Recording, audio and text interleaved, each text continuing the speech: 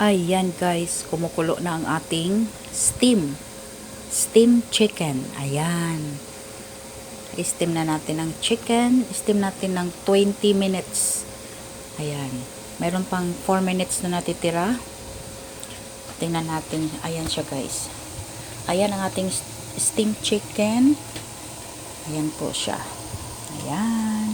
Mayroong sibuyas at luya at lemongrass. Ayan, meron po yung lemongrass. Yung tanglad ba? Sibuyas dahon at slice na luya. Ayan po.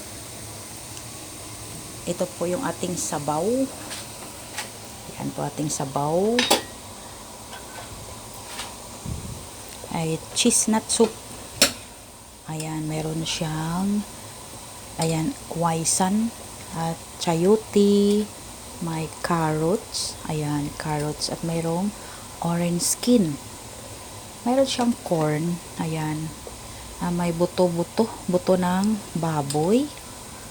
At mayroon siyang wala palang corn ito. Ay, mayroon pang corn. Hindi ko alam.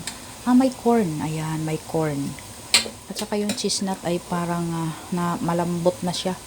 Yung cheese nut ay hindi na makita. Yung pork bones. Oh, kailangang malambot siya. Ayan ang cheese nut. Ito yung cheese nut guys. Ayan. Yung bilog na yellow. Cheese nut po yan. Fresh nut cheese nut. Masarap po yan sa sabaw. Ayan. Pakuluin pa natin ng ilang minuto. Ayan. Para resiko pa yung kanyang sabaw guys. Ayan, diba? So, pakukuluin pa natin yan. Ito yung ating gulay.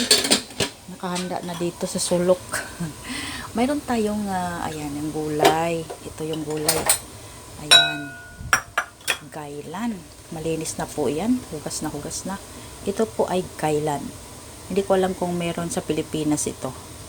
Oh, may bulaklak pa siya. At saka, lagyan natin siya ng luya.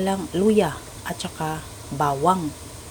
Oh, at saka mayroon siyang lahok.